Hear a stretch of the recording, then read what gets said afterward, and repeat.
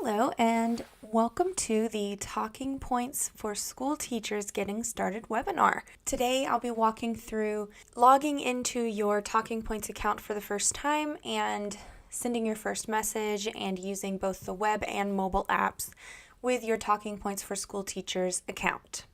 When you go into your web browser, you're going to go to our website, talkingpts.org, or you can go directly to the app. It's app.talkingpts.org and log in.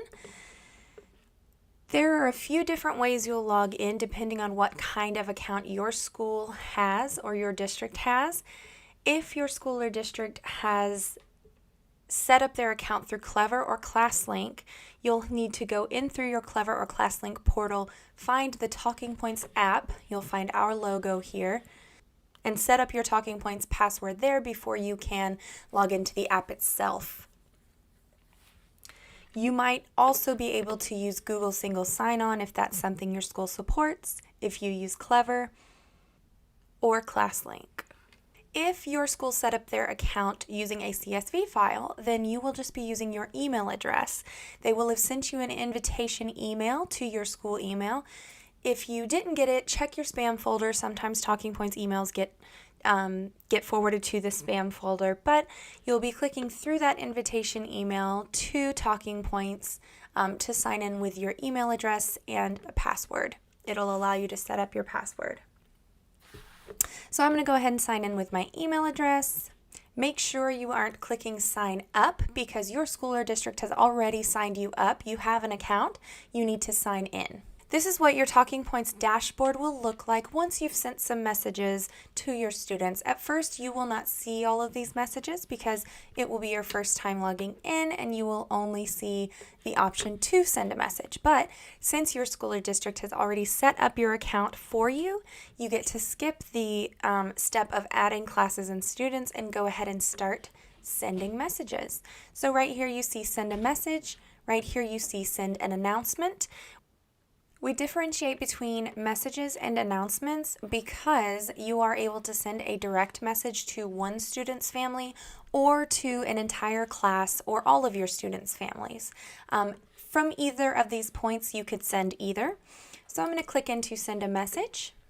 First thing I'm going to do is select my recipients. I can choose an entire class if I'd like to send an announcement, or I can select a student or a few different students if they need a specific message just to those families. I'm going to select to send to my third period math class. So I've typed my message. There are a few different things I can do with this message before sending it off. I can add some color to make it pretty for the families that have the parent app. They'll receive the message with the fun colors behind it. I can also choose to attach documents from my computer, PDFs and documents. I can attach photos and videos up to 5 megabytes, which is about 2 to 3 minutes long. And I can also attach things from my Google Drive if I have a Google Gmail account. The other thing I can do is I can create a poll. If I'm sending a message to several families and I'd like to ask a question, I can create a poll. So one of the questions that we see a lot of teachers send out is asking about internet accessibility. If it's a question that you know you want to send out as a poll, you'll give the options. For this, it's a yes or no question. For other questions, I could add additional options, as many as I'd like. I can remove those options. If I change my mind, I can remove the poll altogether and send a different message. There are also templates down here that you can use. We have some that we have created for you that are suggested messages. A lot of them are introductory. Then you'll have saved messages after a while that you've saved. Let's say that first message that I sent, don't forget, homework is due Friday. I know that's something I'm going to send every week, so I want to save that as a template, and it looks like I already have. So every Thursday or Wednesday that I want to send that message, I don't have to type it. I can go in, click it, send it, I'll be good to go. There might also be school messages that your school admins have saved as templates as well that you can save and use when you'd like to. It's important to notice that the only ones you're able to delete are the ones that you've created yourself. So the suggested messages and school messages will be there regardless of whether you use them or not. Once I have my message set up, ready to go, I can either send it immediately or I can decide to schedule it for later. If I do that, this calendar box will pop up. I can choose the day and the time for that to be scheduled. Let's set it for tomorrow at 8 o'clock in the morning. So I will schedule that, and it has been saved.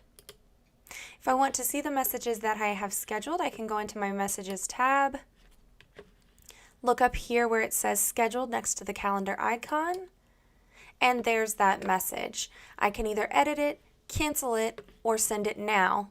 A lot of teachers use this not just to get messages done ahead of time, but a lot of teachers will schedule messages so that they can give them a second glance before they send them out to check for typos, to check for accuracy, that sort of thing. I'm going to go ahead and cancel so that this doesn't go out when it doesn't need to. And we'll go back to our dashboard.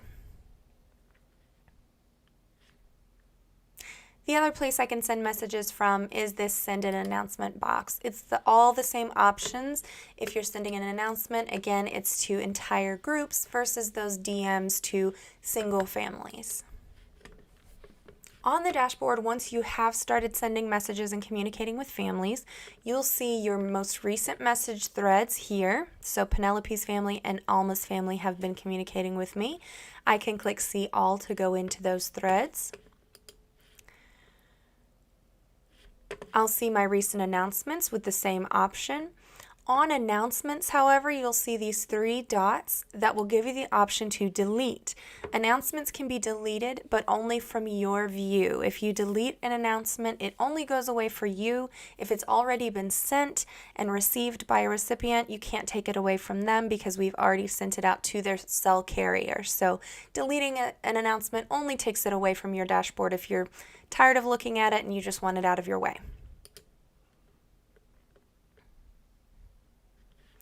And on the right side of your dashboard, you'll see your most recent activity, kind of your stats to keep track of your communication, your family engagement. You'll see how many messages you've sent, how many announcements you've sent, and the families that have responded in the past 30 days. So let's go into our message tab. This account hasn't sent many messages because it is a test account, but once you've begun sending messages to all of your families, you'll see all of your announcements here and all of your direct message threads here. You can click into them to see that conversation thread with that student's family. Here, Alma's family has communicated back with us, so we can look at that communication. When you're inside of a student's thread, you can see their name, all of the classes they are assigned to. You can click into which contacts you'd like to communicate with. Automatically, it chooses all contacts, so you'll be communicating with anyone that is assigned as their contact. But if you would like to only have a conversation with the grandfather or the other relative or whoever it is, you can click in and choose that. Sometimes we have students whose parents are not together and they don't want to communicate as a unit. They want to be communicated with separately, and that's totally fine. So you choose to have that conversation with them individually there. These three dots up in the corner will allow you to do a few different things. We'll show the student details. You have all of their information, including the classes they're assigned to, their contact information, some of the edit, delete, and change buttons may or may not be there for you since you are in a school account.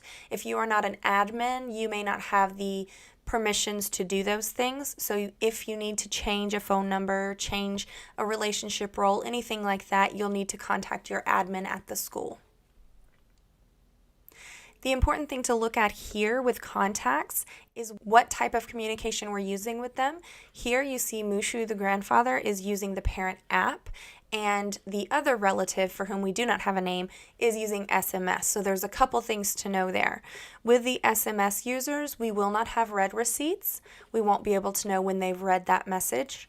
And parents using the parent app will have a few more features that parents using SMS won't have, like the ability to send translations back for review. Looking here at the conversation that Alma's family is having with us, I see if I hover over the message that I sent to Alma's family, this pops up that says show translation. When I click on that, I can see the 2 translations that went through when I sent this message. Now, languages can be changed for contacts, so initially one of these languages must have been Hebrew because this message was translated to Spanish and Hebrew for the 2 different contacts. I can do the same thing for the messages that come to me. I can see how they were sent before they were translated.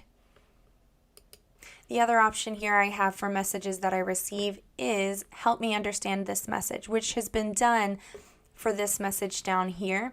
You'll see up here, the original message said, how does it zoom?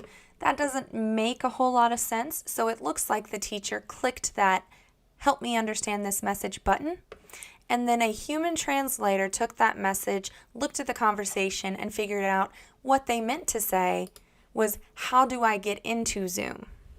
Because they were having class online. So if there are communications that come through that don't quite make sense, you've got that option through the app to send the message back to a human translator to review it. Down here at the bottom, you can send those direct messages with all the same options here. The light bulb brings up those templates, as well as attaching photos, videos, and documents from your computer and from your Google Drive. You can schedule DMs as well and use emojis.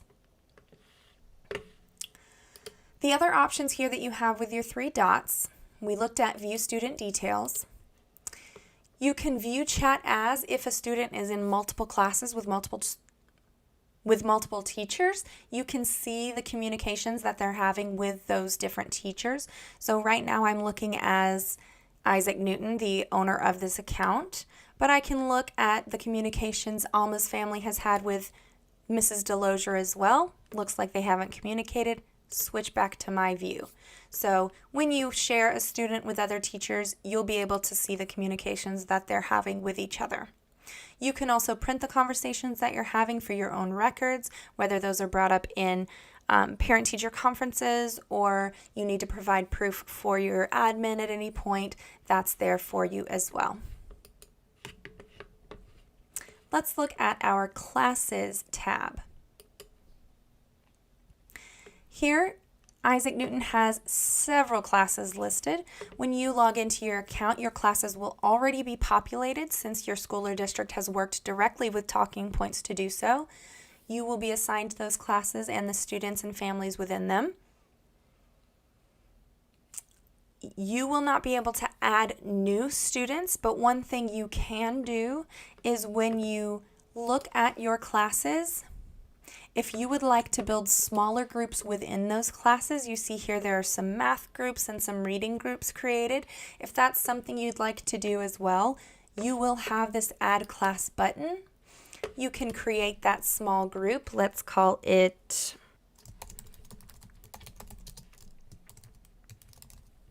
if you want to create some leveled reading classes or leveled reading groups, you'll have the option to create that group and add students who are existing. Add existing students allows you to copy students from your classes into that group.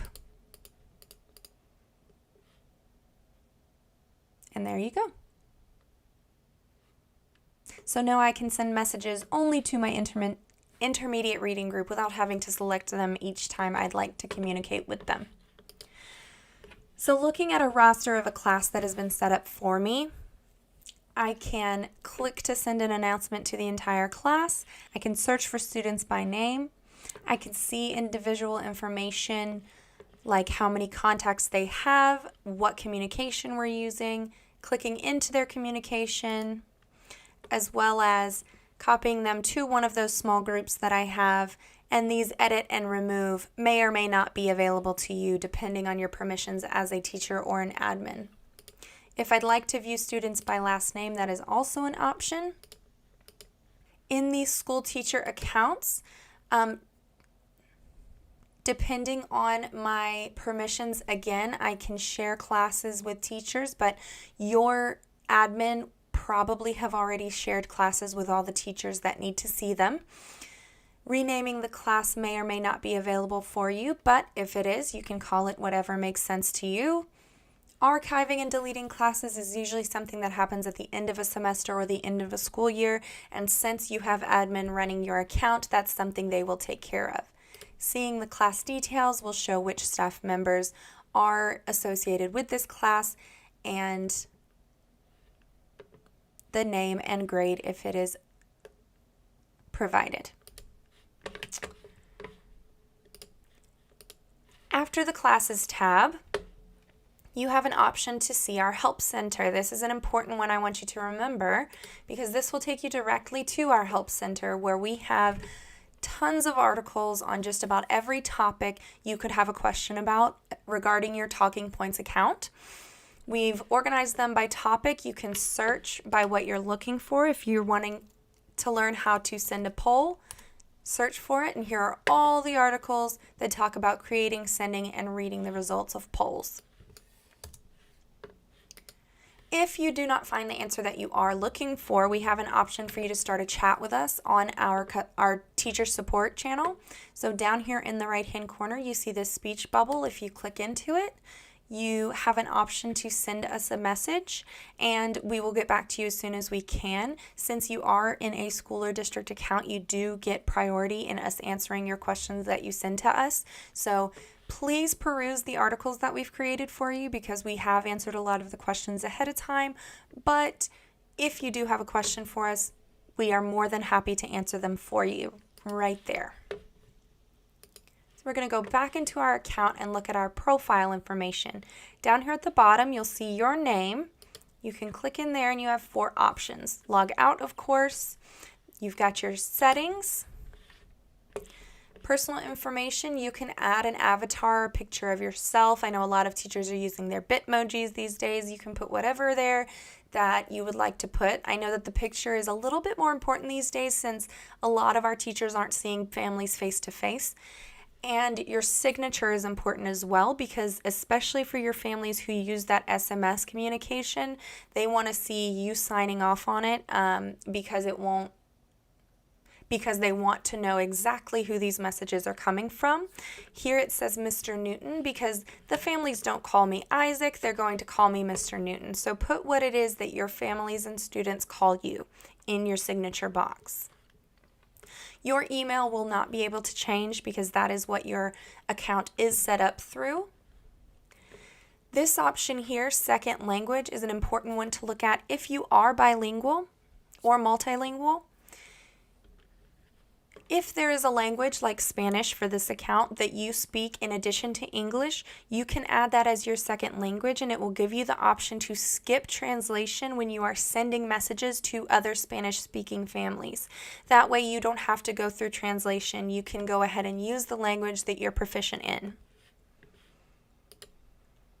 Your school settings should be set, but you can take a look at it, add anything that might be missing. Notifications are something that you personalize and should look at pretty soon after logging into your account. You decide how often you are notified about your messages that come in and whether you get those notifications through email or text message or both.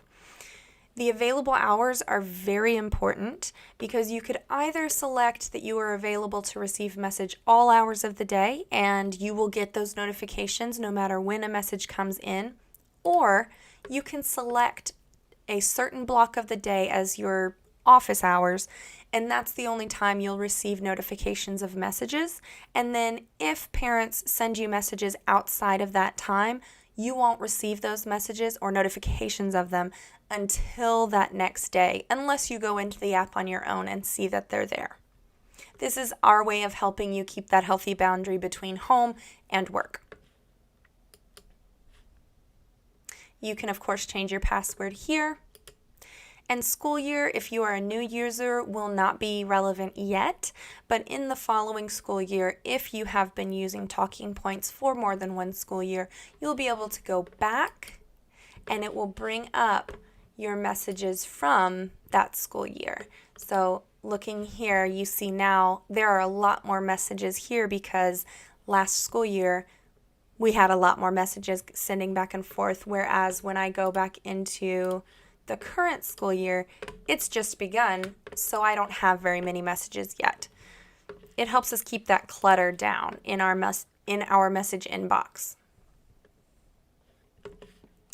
The two other options you have here in your profile is Share the Love, which is simply a way to share on Facebook and Twitter how much you love Talking Points with other teachers who may not know about it, and Archived Classes, which is something that your admin will have access to, possibly not you, but archiving classes is another way to move those classes out of your way when a school year or semester is over without having to delete them. So that is something that's available to you. That about does it for our web app. We're going to switch over to our Talking Points for Teachers mobile app. Looking at the Talking Points for Teachers mobile app, please make sure when you download the app that you download the Talking Points for Teachers and not for Parents app. The Teachers one is white with our logo and says Teachers. When you open it up, it'll have a couple of screens for you to scroll through explaining all of the wonderful things we offer, and then you'll come to the sign-in screen. Again, if your school uses Clever or ClassLink, you will have to sign in on the computer through those portals first before you can get on through the app. Otherwise, you're ready to get on through the app. So I am going to sign in with the email that I used on the computer.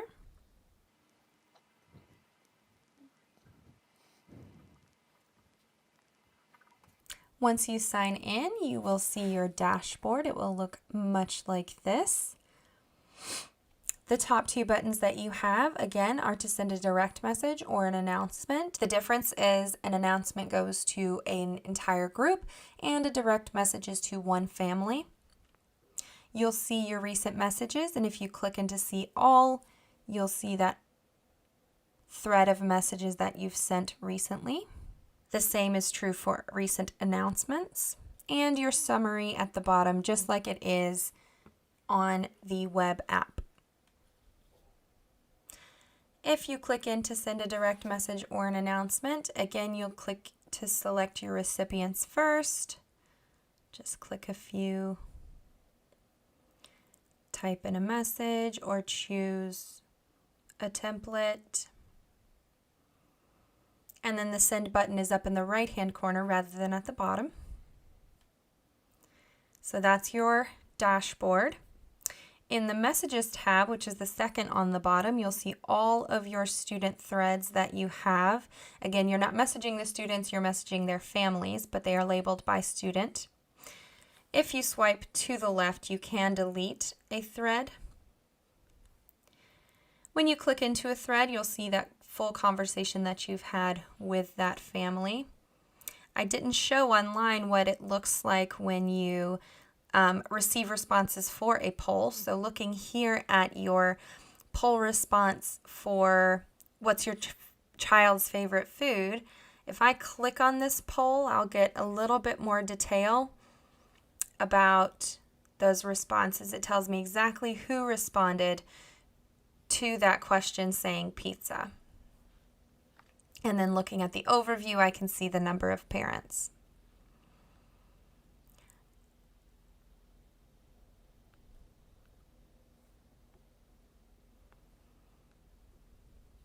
Up in the right-hand corner, there's 3 dots, so I can view the student's details as I did on the web, as well as viewing the chat as other teachers or as the school.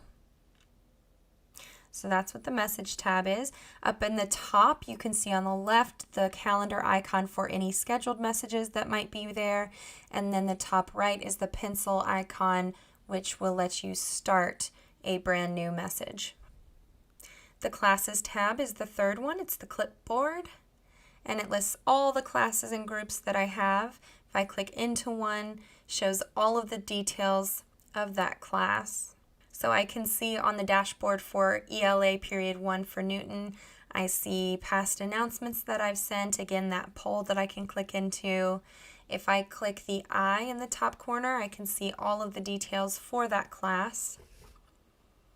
And I can do those things for any of these classes. When I click on the 3 dots for each class, I can see view student list, add students, edit class, delete class. Again, as a school or district teacher, not admin, you may or may not have add, edit, or delete options, but if they are there, you are able to do so.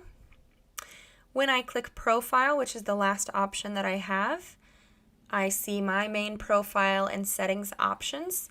The very top right corner is a pencil for me to edit my profile. Allows me to add a picture, change my name, my second language, all of the things from the web application. And if I change it here or on the web, it will transfer to both. So I will not have to do that twice. My summary is here, as well as my options to change password, notifications, and school settings, all of which are the same as they are on the web app. And support, help center, all of that information that takes me to that help center and help chat that I also have the option for on the web. So that is it for the Talking Points for School Teachers Getting Started webinar.